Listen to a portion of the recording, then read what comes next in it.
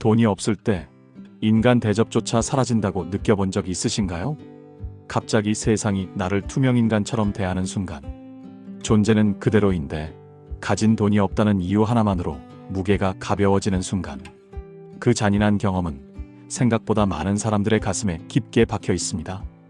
밥값을 내지 못해 술자리에서 억지 웃음을 지어야 했던 기억, 편의점에서 1,000원짜리 음료 하나를 사며 카드 잔액이 부족할까 두려워했던 순간, 친구들과 여행 이야기가 나올 때 돈 사정 때문에 대화에서 멀어지는 느낌, 소개팅 자리에서 직업과 연봉을 말하자마자 상대의 눈빛이 식어버리던 경험. 그때 우리가 느끼는 건 단순한 부끄러움이 아닙니다. 마치 존재 자체가 평가절하되는 느낌. 너는 돈이 없으니까 사람으로서 존중받을 자격이 부족하다는 메시지였습니다. 돈이 없다는 건 단순히 지갑이 비었다는 뜻이 아닙니다. 그건 곧 사회적 위치가 흔들리고 인간관계에서 당당할 권리를 빼앗긴다는 의미입니다. 데이트 비용을 감당하지 못하면 사랑이 흔들리고, 가족 안에서도 돈 없는 자식은 목소리가 작아집니다. 심지어 오랜 친구 사이에서도 돈 없는 사람은 대화의 주도권을 잃습니다. 존재는 그대로인데 돈이 없다는 이유 하나만으로 사람의 무게가 줄어드는 겁니다. 사람들의 시선은 가난한 이에게 잔인합니다. 노력하지 않아서 그렇다. 게으르니까 가난한 거다. 이런 말들은 쉽게 오가지만 노력과 성실만으로 벗어나기 어려운 벽이 존재합니다. 그리고 그 벽은 개인의 문제가 아니라 사회 전체의 구조에서 비롯됩니다. 우리가 서로를 돈으로 평가하는 건 단순히 개인의 편견 때문이 아닙니다. 사회 자체가 애초부터 그렇게 설계되어 있기 때문입니다. 태어나면서부터 우리는 돈과 함께 자랍니다. 아이가 울면 분유를 먹여야 하고, 학교를 다니려면 교복이 필요합니다. 친구들과 놀러 가려면 교통비가 필요하고, 성인이 되면 학력과 스펙을 쌓기 위해 또 다른 돈이 들어갑니다. 집을 구할 때도, 일자리를 얻을 때도, 심지어 사랑조차도 돈이 전제 조건처럼 따라옵니다. 은행에서는 신용점수와 담보가 인간을 평가합니다. 병원에서는 돈이 치료 순서와 방법을 결정합니다. 법정에서도 돈은 정의의 무게를 바꿔버립니다. 인간에게는 존엄이 있다라고 말하면서도 사회는 끊임없이 돈이라는 잣대로 사람을 분류합니다. 그런 구조 속에서 자란 우리는 결국 서로를 볼 때도 돈이라는 렌즈를 쓰게 된 겁니다. 하지만 여기서 아이러니가 생깁니다. 돈이 없을 때 무시당하는 현실은 분명하지만 돈이 많다고 해서 인간관계가 순수해지는 건 아닙니다. 오히려 돈이 많을수록 관계는 더 복잡해지고 진심은 더 의심받습니다. 부자가 되는 순간 사람들의 태도는 달라집니다. 겉으로는 존중과 칭찬이 쏟아지지만 그 안에는 묘한 거리감이 있습니다.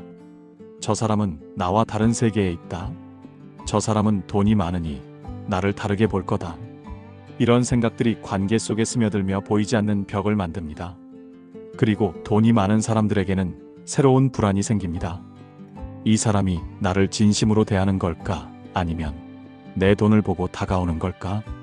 웃으며 곁에 있는 사람들의 표정조차 계산처럼 보일 때 그 외로움은 가난한 이들이 느낀 무시와는 또 다른 종류의 고통입니다. 어떤 부자는 이렇게 말했습니다. 돈이 많아진 뒤로는 친구가 2배가 되었지만 진짜 친구는 절반으로 줄었다. 돈은 분명 사람들을 끌어오지만 동시에 관계의 순수함을 갉아먹습니다.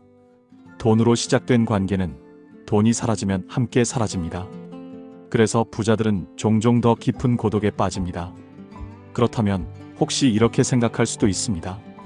부자들끼리만 만나면 돈 걱정이 없으니 오히려 더 돈독해지고, 가난한 사람들끼리만 어울리면 서로 비슷하니 불만이나 갈등이 줄어들지 않을까?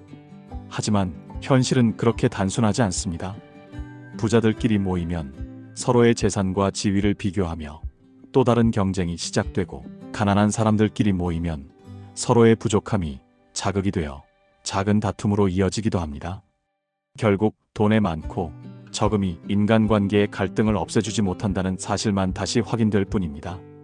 결국 우리는 양극단의 현실을 마주하게 됩니다. 돈이 없으면 무시당하고 돈이 많아도 고립됩니다. 이 모순 속에서 우리는 다시 질문할 수밖에 없습니다. 그렇다면 돈과 인간관계의 본질은 무엇일까? 돈은 분명 인간관계의 힘이 됩니다. 관계를 시작하게 하고 유지하게 하는데 큰 역할을 합니다. 하지만 돈이 있다고 해서 존경을 얻는 건 아니고 돈이 없다고 해서 반드시 사랑을 잃는 것도 아닙니다. 그럼에도 불구하고 사회는, 그리고 우리는 끊임없이 돈을 중심에 두고 서로를 평가합니다. 이것이 바로 우리가 벗어나기 힘든 굴레입니다. 더 무서운 건 우리 자신도 자유롭지 않다는 겁니다. 우리는 돈 때문에 무시당하기도 하지만 동시에 다른 누군가를 돈으로 판단하기도 합니다. 동시에 피해자이자 가해자로서 같은 굴레를 반복하는 겁니다. 그렇다면 질문은 이렇게 바뀝니다. 우리는 돈 없이도 서로를 존중할 수 있을까? 돈이 아닌 인간 자체의 무게로 평가하는 세상은 가능할까? 답은 쉽게 나오지 않을 겁니다. 우리가 살아가는 사회가 너무나 깊게 돈으로 짜여져 있기 때문입니다. 돈이 인간관계의 전부는 아닙니다. 하지만 인간관계에 깊게 스며든 것도 부정할 수 없는 사실입니다.